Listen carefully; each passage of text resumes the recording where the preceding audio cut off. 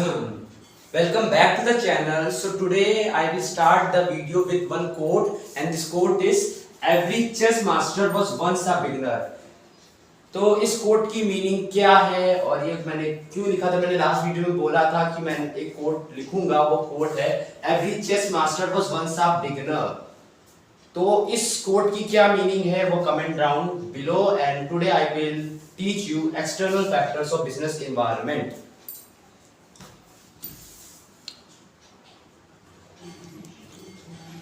So the topic is external factors of micro environment। अच्छा, external factors of micro environment याद करने की एक ट्रिक है। उस ट्रिक को मतलब अगर तुमको पॉइंट्स याद करने तो ये स्टेटमेंट याद कर लो, customer and competitor supply finance and middleman to public. मतलब यही सब पॉइंट्स को मुझे एक्सप्लेन करना है। मतलब कस्टमर है पॉइंट 1, कॉम्पिटिटर है पॉइंट 2, सप्लायर्स है पॉइंट 3, फोर्थ पॉइंट है फाइनेंसर, फिफ्थ पॉइंट है मिडलमैन और सिक्स्थ पॉइंट है पब्लिक।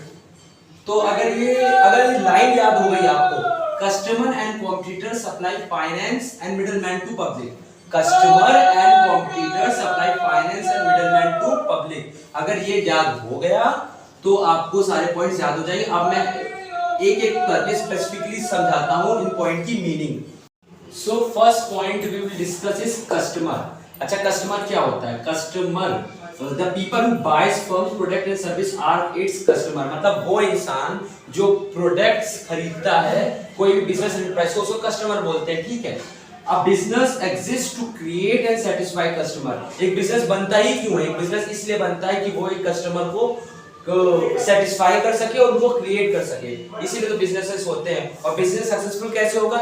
तब सक्सेसफुल होगा जब अपने कस्टमर की नीड्स को सेटिस्फाई कर पाएगा। इसलिए लिखा in order to be successful a company must understand and meet the needs and expectation of consumer. मतलब जो हमको चाहिए अगर वो हमको मिल गया उसके उस एंटरप्राइज या किसी भी दुकान से, तो क्या होगा, वो चीज खरीद लेंगे, चीजें ज्यादा बिकेंगी, तो वो कंपनी भी सक्सेसफुल या कोई भी बिजनेस सक्सेसफुल हो जाएगा। तो first point is customer which is clear.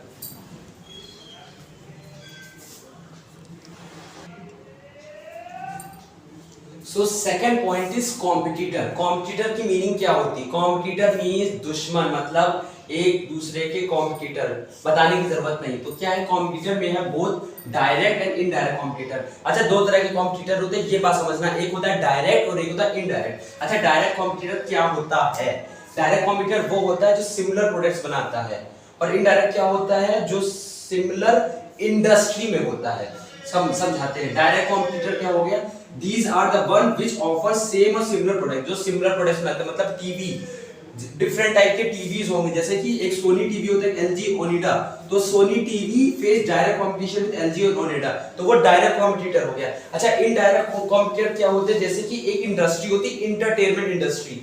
Entertainment हम लोग क्या क्या करते हैं? हम लोग क्लब जाते हैं, ठीक है, हम लोग मूवीज देखने जाते हैं। तो क्या हो गया, अगर एक क्लब और एक मूवी आमने सामने हो, ठीक, और हमको एंटरटेनमेंट के लिए जाना है, तो मैं कहां जाऊंगा? मैं मूवी जाऊंगा या तो क्लब जाऊंगा। एक ही जगह जा सकता हूं एक दिन में, ठीक है, एक टाइम पे एक ही जगह जा सकता हूं। तो ये क्या है? एक ही इंडस्ट्री के हैं लेकिन इनडायरेक्ट कॉम्पिटिटर। फॉर एग्जांपल इसमें लिखा है it comes from firms vying for different income. मतलब एक ही इंडस्ट्री के हैं बस डिफरेंट इनकम के। For example cinema house face indirect competition from marketing entertainment, वही चीज लिखी है जो मैंने बताई, cinema house indirect competition face करता है। तो ये सेकंड पॉइंट भी क्लियर हो चुका होगा आई थिंक। अगर कोई भी पॉइंट क्लियर नहीं होता है तो please comment down below. So third point, so now I will discuss the third point. Third point होता है सप्लायर्स। अच्छा, सप्लायर्स क्या होते हैं? इट रिफर्स द पीपल और group who supply raw material and component to the company। मतलब वो लोग जो वो people और group who supply raw material and component to the company, मतलब जो raw material और component provide करते हैं कंपनी को, उसे कहते हैं सप्लायर्स। मतलब सप्लायर मीनिंग क्या? जो सप्लाई करे। मतलब एक कंपनी बन रही है तो उस कंपनी को बनाने के लिए रॉ मटेरियल चाहिए, कुछ इक्विपमेंट्स चाहिए, ठीक है।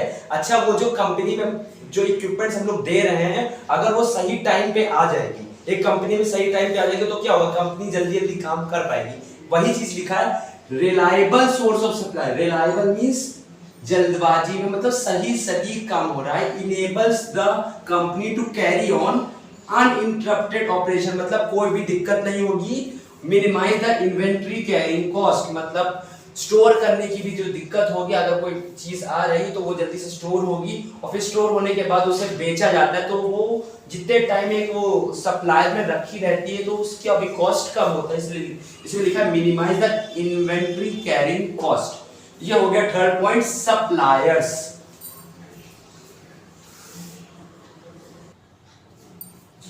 So now I will discuss the fourth point. Fourth point is known as financiers. Financiers क्या होते हैं? सिंपल भाषा में बोले financiers वो होते हैं जो कंपनी में फाइनेंस मतलब पैसा लगाते हैं। वही लिखा है शेयर होल्डर्स, जो कंपनी के शेयर होल्डर्स होते हैं। फाइनेंशियल इंस्टीट्यूशन जो पैसा देती है, ऐसे institution debenture holders and banks provide finance to the company. मतलब वो share holder, financial institution, debenture holders and banks provide finance to the company.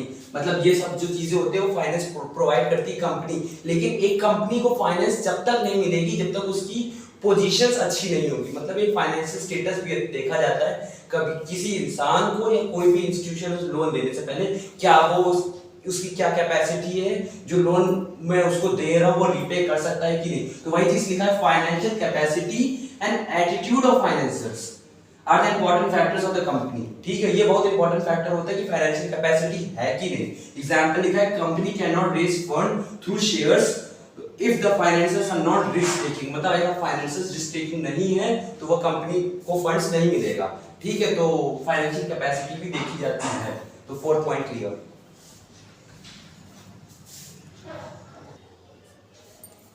हाँ, so now we will discuss the fifth point. Fifth point is public. Public क्या है? Public includes all those groups who have an actual or potential interest in the company's ability to achieve its objective. मतलब public वो, मतलब मैंने आज एक company बना दी तो वो कंपनी एग्जिस्टेंस में तब आएगी जब वो पब्लिक उस कंपनी के बारे में देखेगी, जानेगी, समझेगी।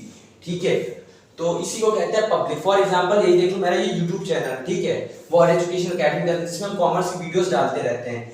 ठीक है, तो ये जब तक उस ऑडियंस तक नहीं जाएगा जो क्लास 12 कॉमर्स के बच्चे हैं, वो पब्लिक मुझे देखेगी नहीं, तब तक मेरा चैनल ग्रो नहीं हो पाएगा। जस्ट एन एग्जांपल, इसी तरह लिखा public. Public includes all the groups who have an actual or potential interest in the company's ability to achieve its objective. For example, media groups, environmentalist, non government organisation जैसे NGO और local community. ये चार examples है public. Public से ही company चलती है, कोई भी ऑर्गेनाइजेशन हो, कुछ भी हो, कोई भी हो, उसी से ही चलता है।